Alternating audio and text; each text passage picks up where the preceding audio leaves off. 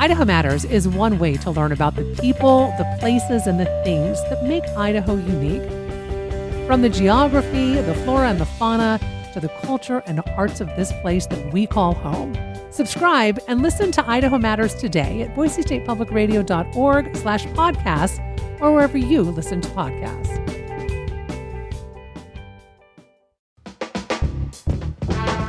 From Boise State Public Radio, this is The Connector. It's Idaho's daily news. Good morning. I'm George Prentice. A big night for, Republicans in general, Idaho Republicans in particular. And we have full reports from Idaho Republican headquarters as well as Democratic headquarters all coming up. It is Wednesday, the 6th of November, 2024, and here we go with today's Connector. Idaho voters, by a wide margin, rejected Proposition 1, which had proposed a major change to Idaho elections. The ballot initiative would have restored open primaries and introduced ranked choice voting to Idaho's primary and general elections, but nearly 70% of Idaho voters said no to Prop 1. Julie Lukata joins us this morning. Julie, good morning. Good morning, George. And Julie spent election night at Idaho Republican headquarters in Meridian this year, yes? Yes, at the Marriott Hotel in Meridian. I have to assume that the mood was optimistic, if not just flat-out jubilation. Yeah, from the start, the scene at the GOP watch party was popping, lots and lots of energy and excitement. I'm Dorothy Moon. I'm the chairwoman of the Republican Party. And look at this crowd. Do you feel the energy? Do you feel that? You do. So I think we're excited to see Trump win, and hopefully we defeat Prop 1. Yes, outside of waiting on results for individual races, obviously, I think defeating Prop 1 was high on everyone's mind. That's the thing I heard the most. And pretty early in the evening, the room seemed very, very confident about the numbers coming in, including Attorney General Raul Labrador. Well, as you can hear in the background, people are clapping, people are excited, people are happy. Proposition 1 is going down in a big way, and it's just a strong message that Idaho's not for sale. George, I think there was a lot of chatter leading up to this election around perhaps women turnout, to cast their vote against anti-abortion laws and legislatures. Right. And, either nationally or locally. But Labrador kind of dismissed that idea straight up. I think that's one issue. Voters don't usually win these great national elections. Lisa Massimino, a stay-at-home mom from Boise, seemed to agree with that sentiment. I think they over-calculated on what they thought the women's vote was going to do. I don't think that it was actually accurate. I don't know that that's true, but I think there's plenty of women that are very pro-life. So throughout the night, people were honestly just having a good time. There was a cutout of life-size, of course, of Donald Trump. People were taking pictures. There was a 5 to 6 tiered layer cake. There were balloons. Generally, spirits were really high. And people were watching the right-wing cable network Newsmax. Interesting. Yeah, throughout the night. And the network called Trump's victory at 11:30 p.m. Newsmax did. Newsmax. Wow. Newsmax did. So that was hours before anyone else said anything else. So obviously people were pretty stoked.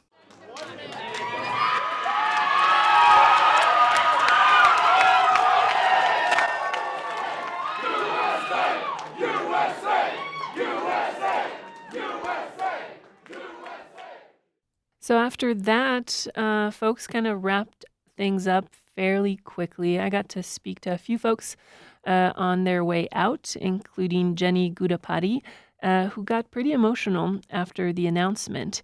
She thinks that Trump's appearance on Joe Rogan was one of the clinchers, and getting the support of people like Robert Kennedy and Tulsi Gabbard And Elon Musk. Previously, there was a lot of people that didn't like Donald Trump for being Donald Trump, and I think he did a very, very good job to listen to his critics and ask for advice from people that weren't always on his side.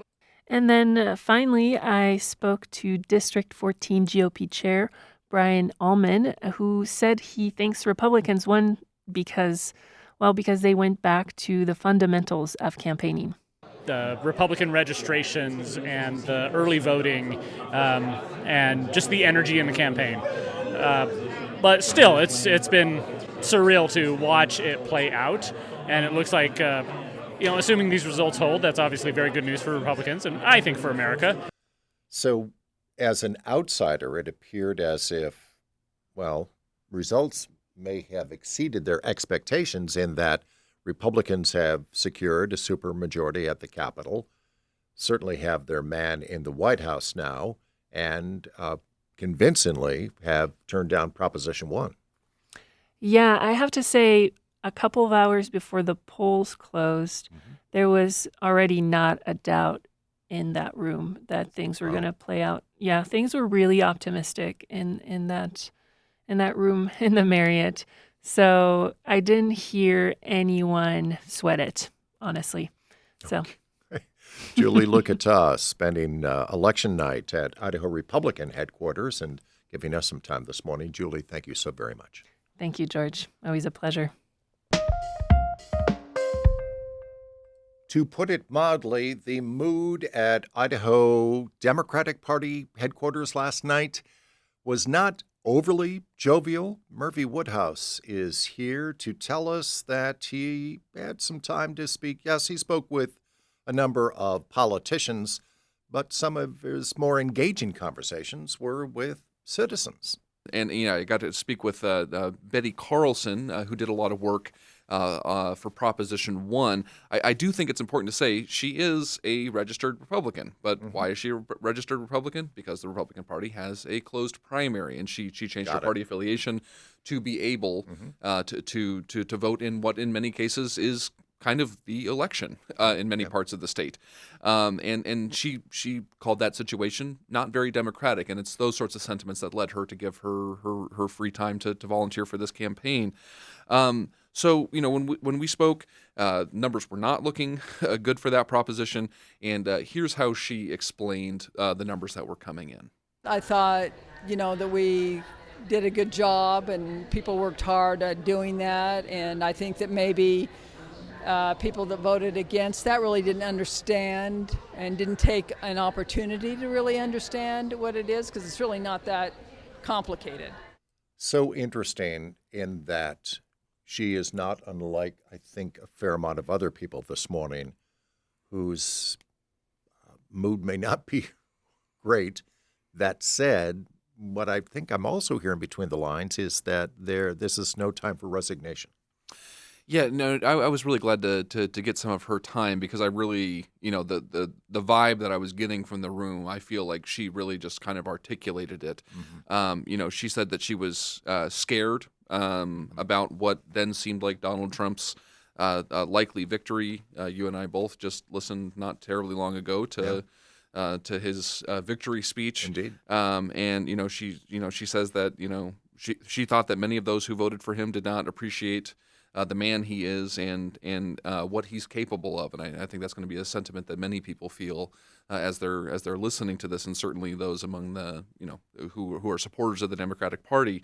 But here is what she kind of took away from those results as they were taking shape.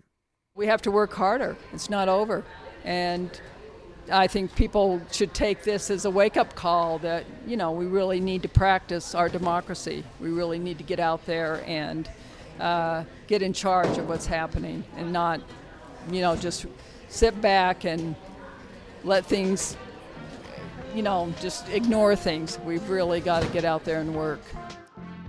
Our Murphy Woodhouse reporting from Idaho Democratic headquarters, and that is today's episode of The Connector. I'm George Prentice. We'll see you back here on Thursday. To stay in touch with the news between now and then, check out BoiseStatePublicRadio.org or download the free Boise State Public Radio app. And thanks for listening.